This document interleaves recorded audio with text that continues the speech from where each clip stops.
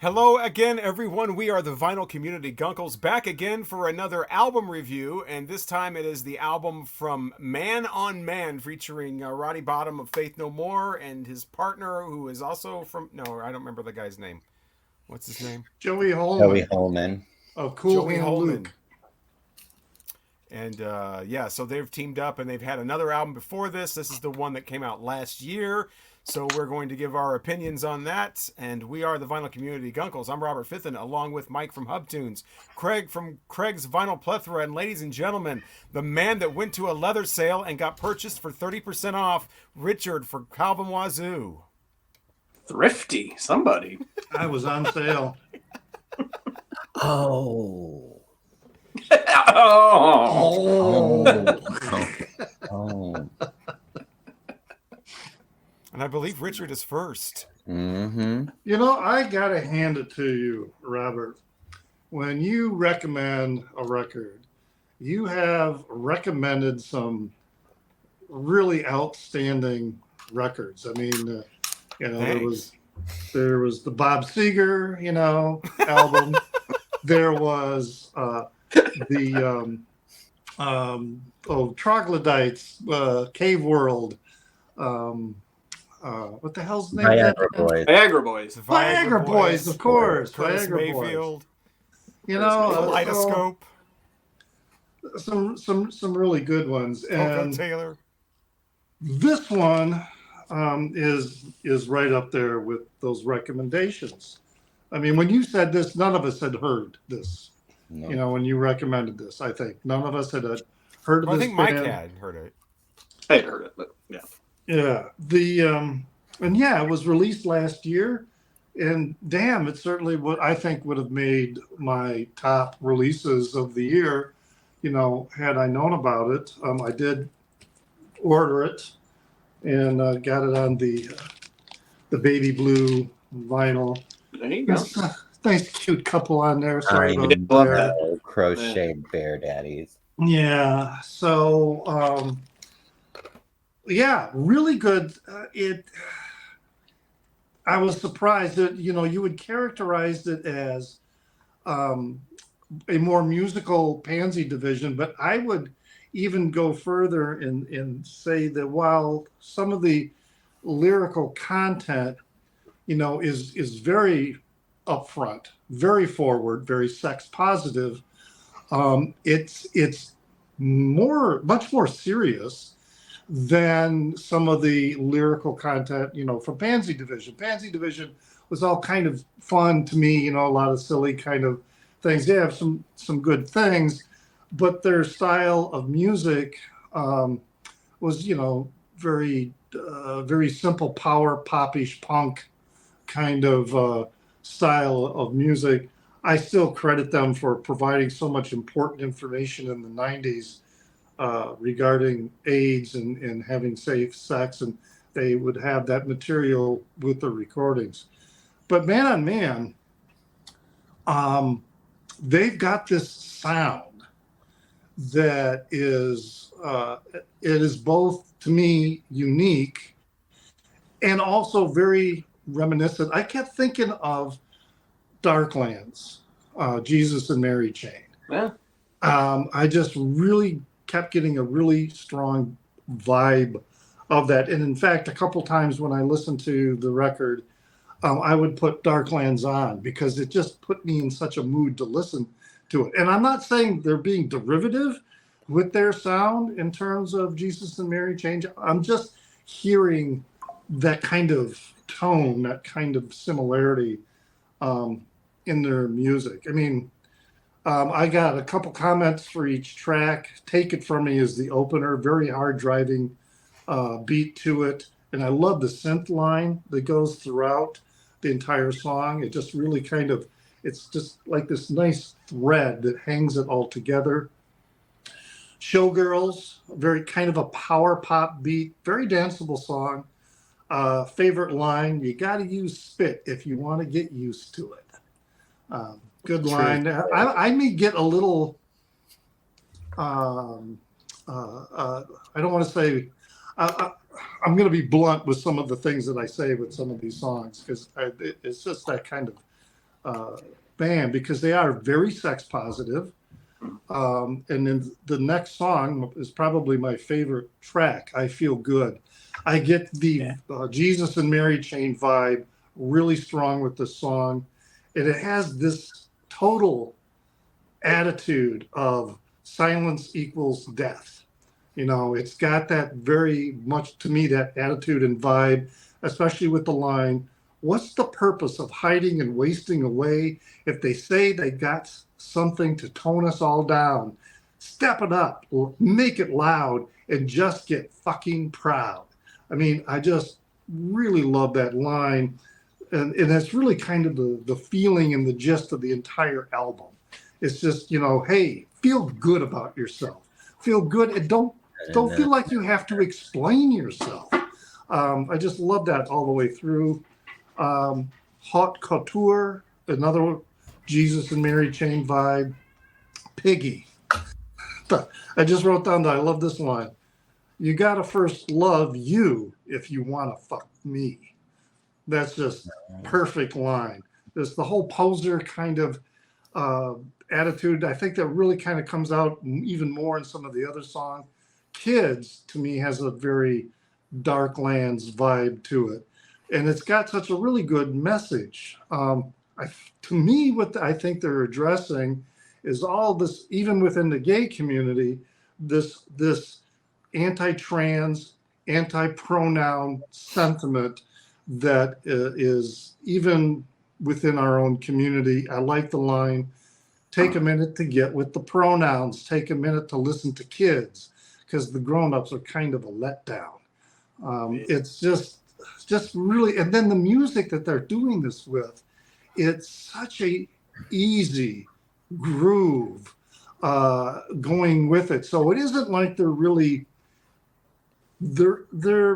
being very pointed with their lyrics, but it's not like they're not like Rage Against the Machine kind of in your face style, but it's still there. It's still in your face. Feelings has a really delicious groove. And to me, it's a great song, how to deal with just, with douchebags in your life. Again, that positive sentiment of, hey, believe in yourself. Okay. Don't let someone else drag you down. Glory Hole, to me, they were kind of ripping on people who are into anonymous sex.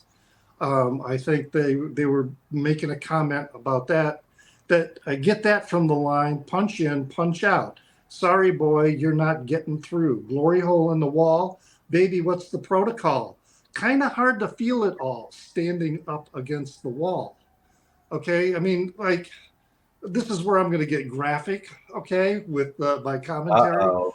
But, it's like, if you're into the anonymous sex scene and you are in like, whether you're at a place like Steamworks or you're in the park or something like that, and you're doing the glory hole scene, so the only intimacy is whatever's touching you on the other side of that hole. Otherwise, you're up against this wall. There's no it's a thumbs up.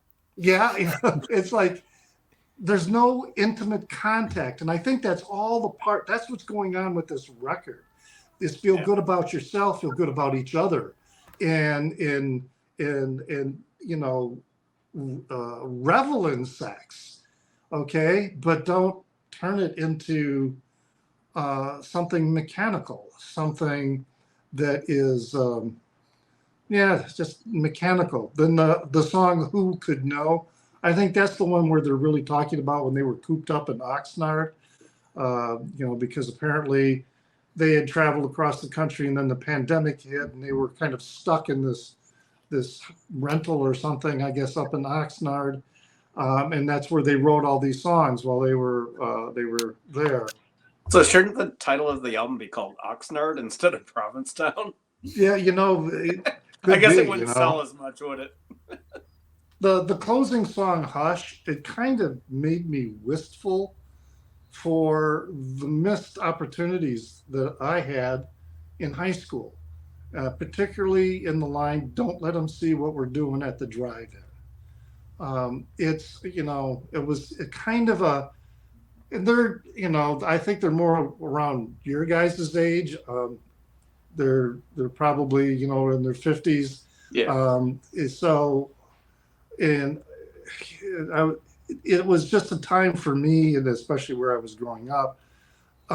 Even if you had a crush on someone, I was really afraid to even acknowledge it to myself, let alone act on it and take a chance, with somebody. So, yeah, that's the song Hush did kind of make me feel really, really wistful. I struggled with, and in fact, I ordered the other record that they have too, the debut. I haven't opened it yet, but I've listened to it online, and it's really, really excellent as well.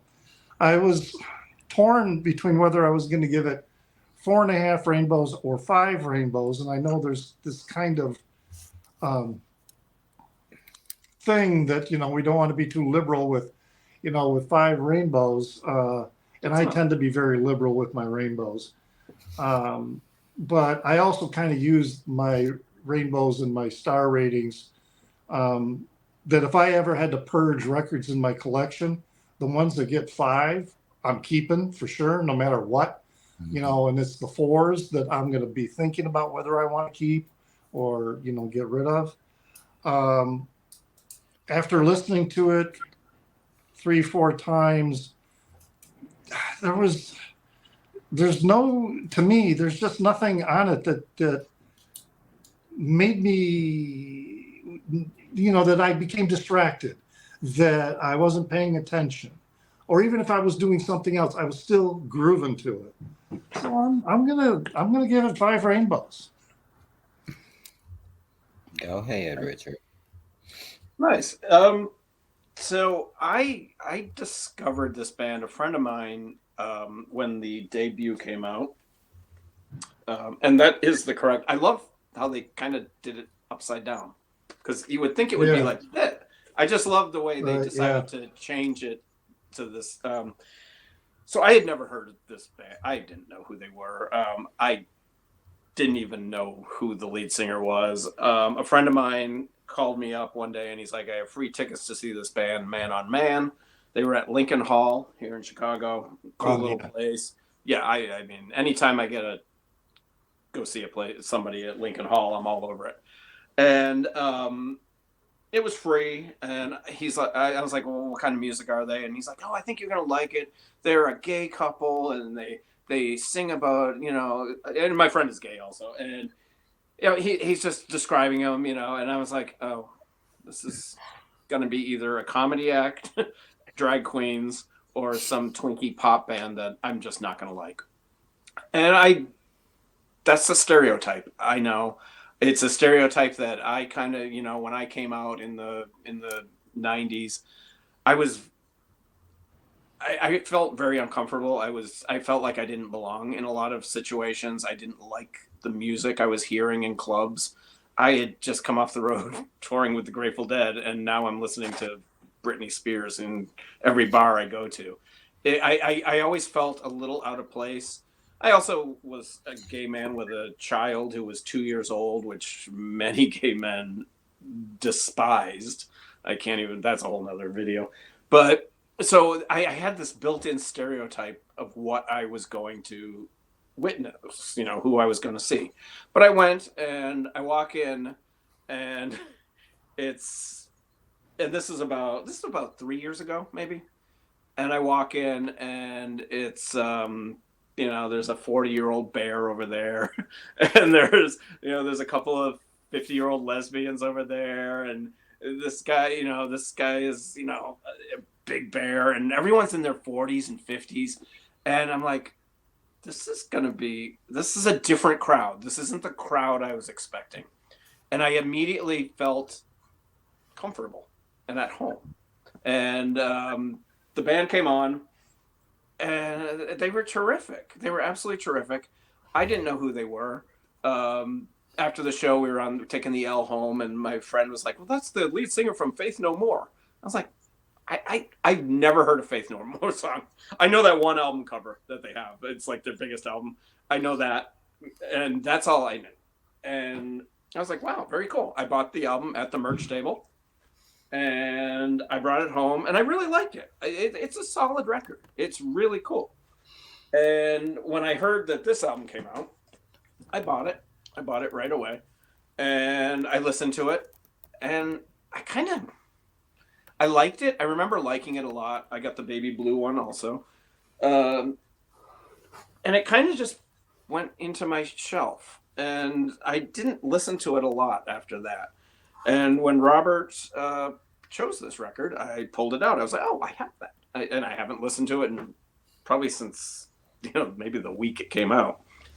And I'm so glad that Robert picked this record. It's great. It's really, really good. It's much better than the first one. And I do like the first one. I wish I had seen him on live playing this music. It would have been so much fun.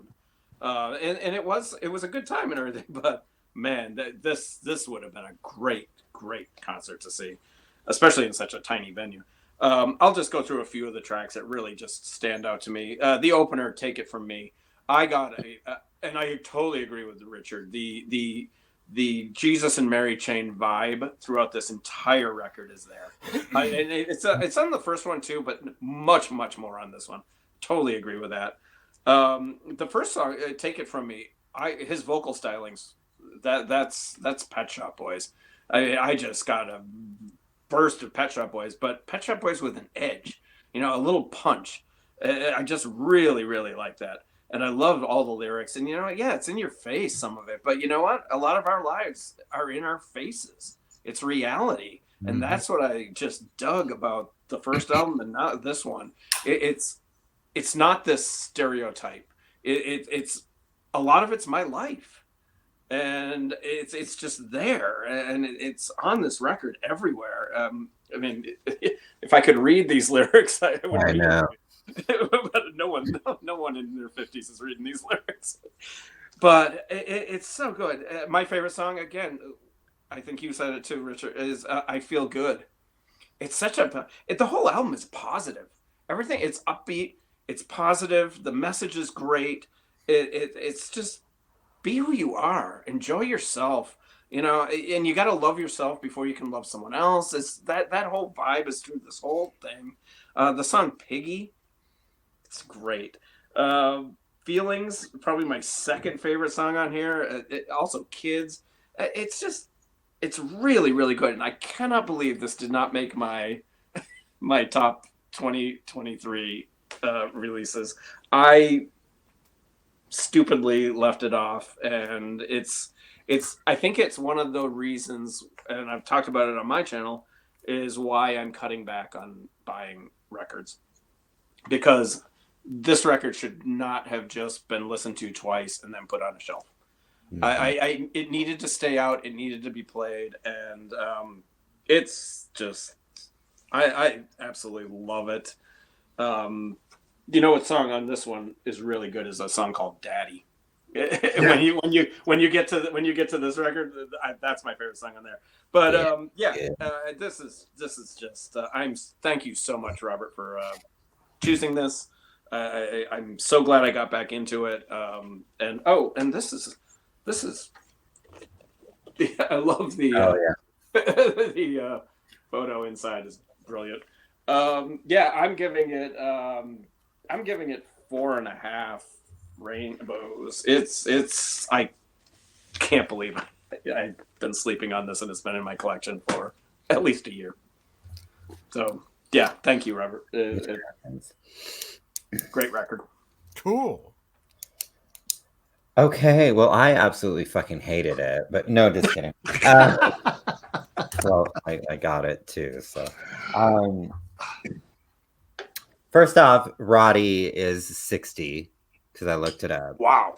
Bottom is I was he going is, to say, because they were out Yeah. in the late 80s, so Yeah. he would be older than me. and because he I was still only in high the school when they were. keyboardist for Yeah, Faith he's No the More. keyboardist. Mike Patton was the lead singer of Yes. Faith No More. The guy jumping Yeah. around. Would you touch it? But more importantly, he was the keyboardist for Imperial Teens. Yeah. More importantly. Wait, what? He's Wait, the what? keyboardist- Imperial Teen, yeah. Yeah, Imperial Teen. They Teen. had a song Imperial Woohoo or Teen. whatever. Yeah. He was in Imperial Teen? He's Yeah. the keyboardist, yeah. I And had the no Nasty I idea. just Band. watched the video for Yoo-Hoo again, and I'm like, oh my, Yoo-hoo! because he's so young there. I saw that. Yeah. I have a great Imperial Teen concert story about the drummer. She was, yeah. Okay, that's another. Love Imperial I Teen. love Imperial Teen. And his first name is really Roswell. I found that interesting. There's really not much on this Joey guy that I could find. He doesn't have a Wikipedia page. Really? And also, Roddy scored the film Adam and Steve. And that's a great movie because they throw beer bottles at the guy, at Adam. Anyways. Yeah, it's fun. It was a throwback. I definitely, it's the vibes that I like. I felt the new wave. I felt that retro 80s sound. I wasn't feeling Jesus and Mary Chain, but maybe I need to go back and see if I feel it. I don't know. Piggy, yeah, I really like that song. It's so good.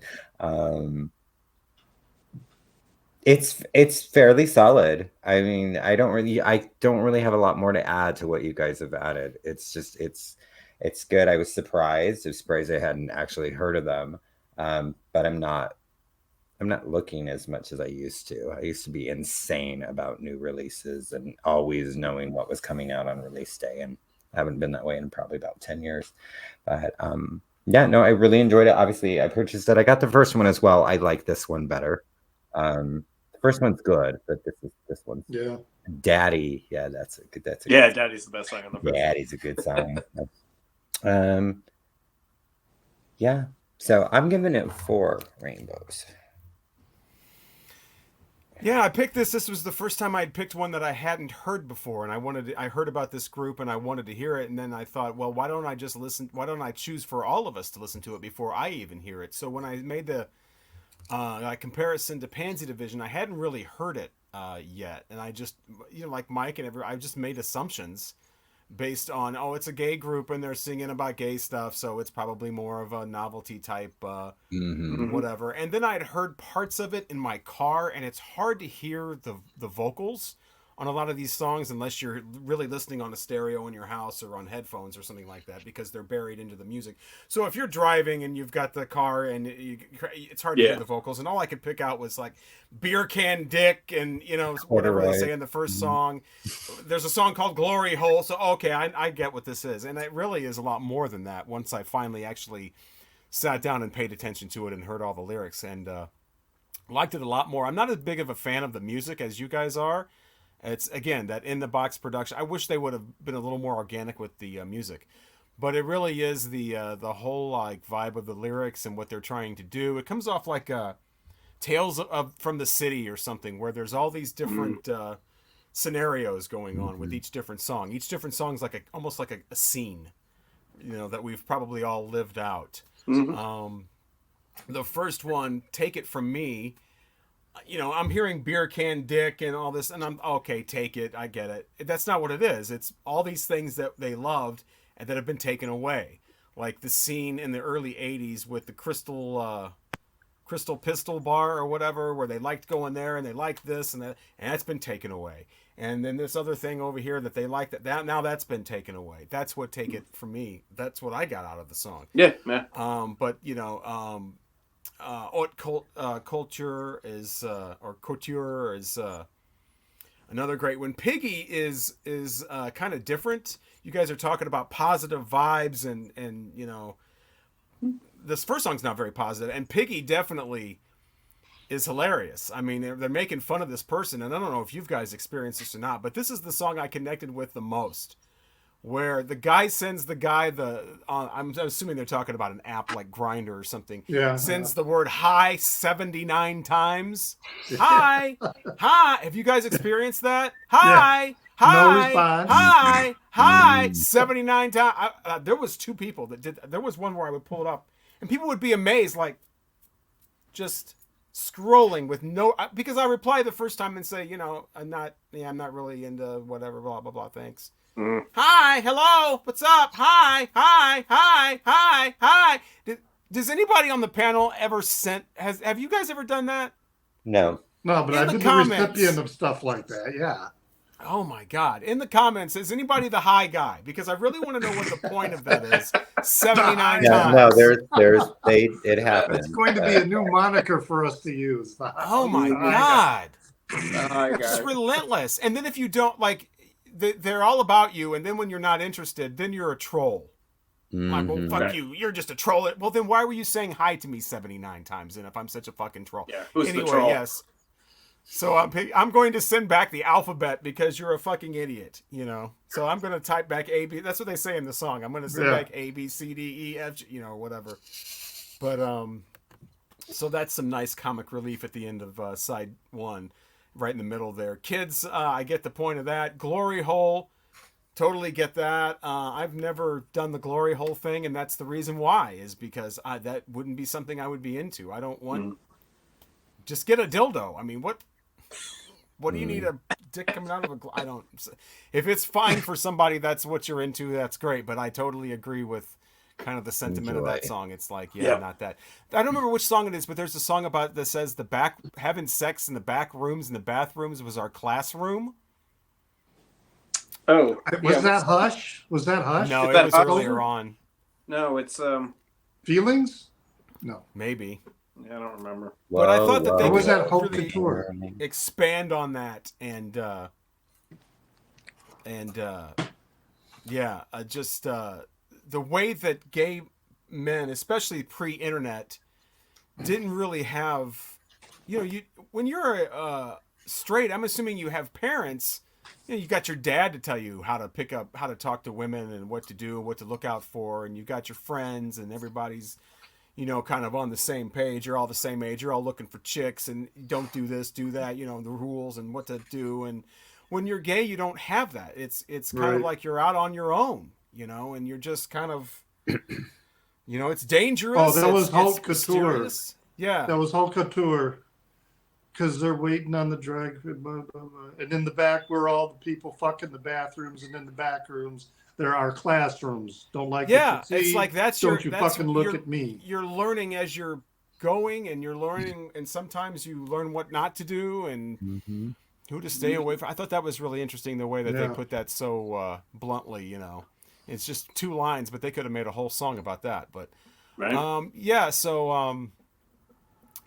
just thought it was a really surprising how, like Richard said, it was much more serious and much more heartfelt. There's a lot of heart on this album that I wasn't expecting. There was a lot of reality, and it's not it's not like a weepy kind of, you get some gay stuff and it's just like way too fucking down and too serious and almost pretentious. Seemed like this was a perfect mix of things. This was targeted right exactly where it should have been. I just wish the music was a little more interesting for me, but I will definitely give this I would say 4 rainbows. And I'm the only one that doesn't have it. Ironically, I'm the one that chose it.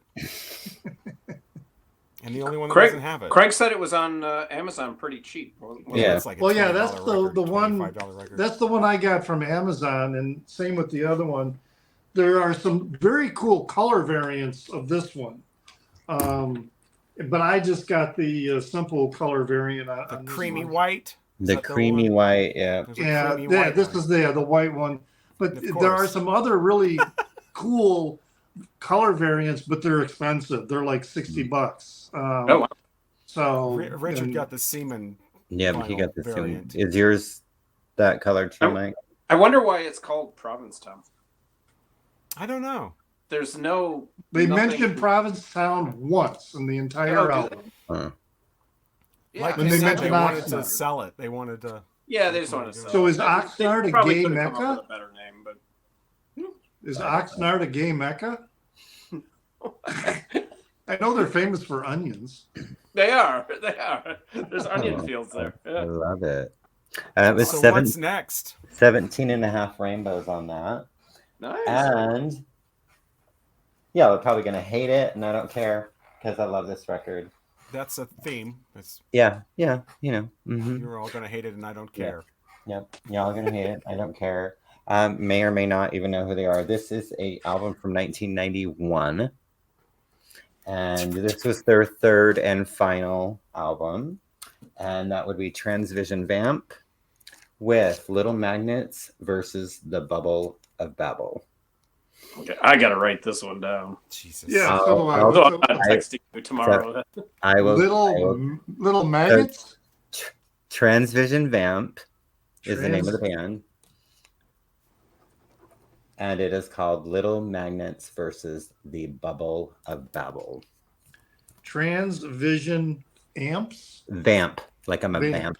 Mm-hmm. What's it called?